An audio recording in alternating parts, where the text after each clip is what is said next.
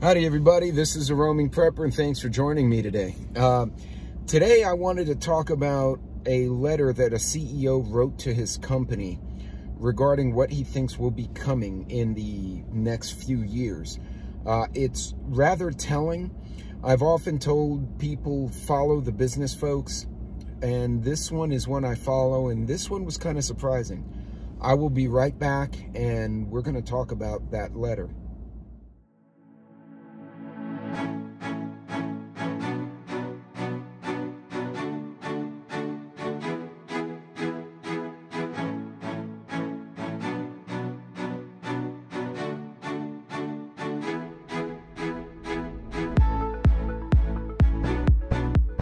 Welcome back, everybody. This is a Roaming Prepper channel. I'm your host, Pete. As always, don't forget to like and subscribe. It does help my channel. And if you have any questions that I don't address in the premiere, feel free to put them in the comments afterward, and I'll try to answer what I can. So I started this video with a letter from a CEO. Now, any of you who follow me for any length of time all know that I love to follow the business folks, right? Large corporations are preppers in their own way, and I'll explain why. Every company has a group of people, a think tank of analysts, right? Whether you call them market analysts or forecasting group, whatever it is. Their whole purpose, they get paid buku bucks to analyze the market and the world, and how will a war, for instance, in Europe affect I don't know, the price of pineapples in the US, you know, stuff like that. That's what they do. Analysts have to try to get it right. They can't just say, oh, well, this is what I think is going to happen, and be full of it. If they're full of crap and they're consistently wrong, they get fired. They lose their jobs because they obviously don't know what they're doing, right? People are making very important, very large financial decisions based on these forecasts. So it's important that they get it right. Even more important, executives, especially CEOs, CFOs, stuff like that, they have to be very careful what they say. Something they say that's taken the wrong way in the market can crush the value of their stocks, and more importantly, it can hurt the company, it can hurt the company's reputation or its goodwill, and ultimately result in that person getting fired. So there's a lot of financial motivation for business folks to get it right. Now, there are liars, they're cheaters, they're frauds, Ponzi schemes. Yeah, I get that. I'm talking about the ones that are actually doing the job right. Most of them are. So this letter is from The Guardian online, and I'll show you the title of it. Sorry, I had to print it out because I'm in my car. It's a letter from the Huawei founder, and it sparks alarm in China with warning of painful next decade. This letter came out the last week of August 2022, just to date it in case someone watches this way after. Ren Xingfei is his name, writes in leaked memo that the chill will be felt by everyone and company must focus on survival. This is not a small company. Huawei is up there with AT&T, with you know, Chevron, Halliburton's, the Teslas, the Fords of the world. This is not a small company. So stuff like this is very, very, how should I say, almost shocking, to be honest with you. The founder of Huawei has delivered a stark warning for the tech company's future, sparking alarm with the frankness of his assessment and what it signals for smaller businesses amid China's economic troubles and a global downturn. In a leaked memo, Ren Xingfei told Huawei staff the chill will be felt by everyone, and the company must focus on profit over cash flow and expansion if it is to survive the next 3 years, including job cuts and divestments. In the letter, this is what was quoted. The next decade will be a very painful historical period as the global economy continues to decline. And he also points out the pandemic, as well as the impact of the Ukraine war and a continued blockade by the U.S. on some Chinese businesses. Now, that's very specific to him. Huawei must reduce any overly optimistic expectations for the future, and until 2023 or even 2025, we must make survival the most important guideline. This article goes on to state that the country, China, is not expected to reach economic growth target of 5.5% this year. Keep in mind, 30% of their GDP is in domestic and international building, construction, if you will. So, and we all know that's struggling. Let's see, their revenue declined 14% in the first 3 months of 2022, profit margin narrowed, etc. It's also been a flashpoint for U.S.-China tensions because there have been accusations that Huawei is allowing Chinese intelligence to utilize its systems to spy on the very countries that they're installing them in. So they're getting a little bit of extra pressure from the U.S. and European tariffs and restrictions. But a lot of this, what they're talking about, is they're just expecting the market to become very difficult over time.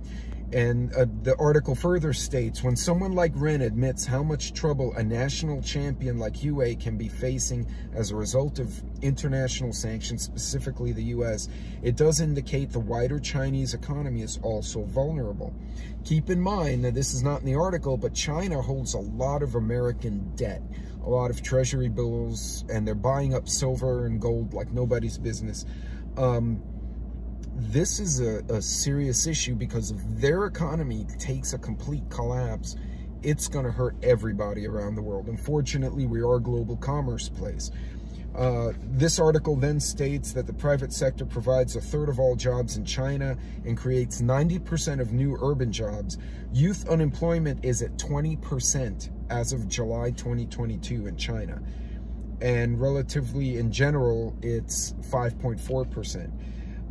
Amid sporadic COVID-19 outbreaks, job demand and the market has reduced. So, folks, this is for a CEO on a company that's publicly traded to say something like that. One, it takes some cojones, but two, he did that knowing it was going to hurt their stock, it was going to hurt the market in general. And he did it anyway because on principle, he's thinking, wow, this is not going to be good. This is not the first CEO we've seen, right? Tesla started cutting people back. There have been a few other companies that have reported shutdowns and cutting back on people. You know, even stores like JCPenney are rebranding themselves, trying to morph into this new marketplace, or else they're going to shut down, much like Sears and Kmart did years ago. These are things to watch for. Now, how does this affect preparedness, folks, right? If the Chinese economy continues to tank, it's going to continue to affect supply chain. That's going to be the biggest day-to-day effect on all of us. Oil and gas we make domestically in the US, Canada, Brazil, Venezuela. A lot of these companies in the Western Hemisphere have their own fuel. It will hurt Europe. Europe's already struggling getting gas from a country, i.e. Russia, just sanctioned. So not being able to also get supplies it needs is going to be a double whammy to Europe. So if China declines, it's not only going to affect Europe, it's going to affect all the third world countries that China has been pouring construction money into. Again, it's all tied together. What you need to do is think, what things do I purchase that come from overseas, specifically from the Middle East, the Far East, China, Asia, thereabouts? And are these things that I can buy in advance? Can I buy and save money if I get them in bulk? Obviously, if you can find a domestic provider, it may cost you more, but you shorten the supply chain. So there's that trade-off. You get a reduced cost, you get a more availability, but you get an increased cost. So try to look at your day-to-day preparedness, things you buy, things you need from the Asia Pac region, and then ask yourself, what can I do without? What can I source from another place? South America, Mexico, Canada, Europe, whatever. How can I pivot so that if their economy craters and they go on some kind of shutdown or things just don't get produced, I can still get what I need? Keep in mind, a lot of medications made in America or sold in America are made in China. So if you're taking high blood pressure meds, if you're taking cholesterol, whatever it is you may be taking, can you get a 90-day supply? If you get a 90-day supply, say of a 10 milligram, and the doctor says, well, you can use 5 milligrams, so get a pill chopper. Now you've turned that 90-day supply into a 180-day supply of the same med. Now don't do that unless you speak to a doctor first. I'm just giving you an example of things you can do.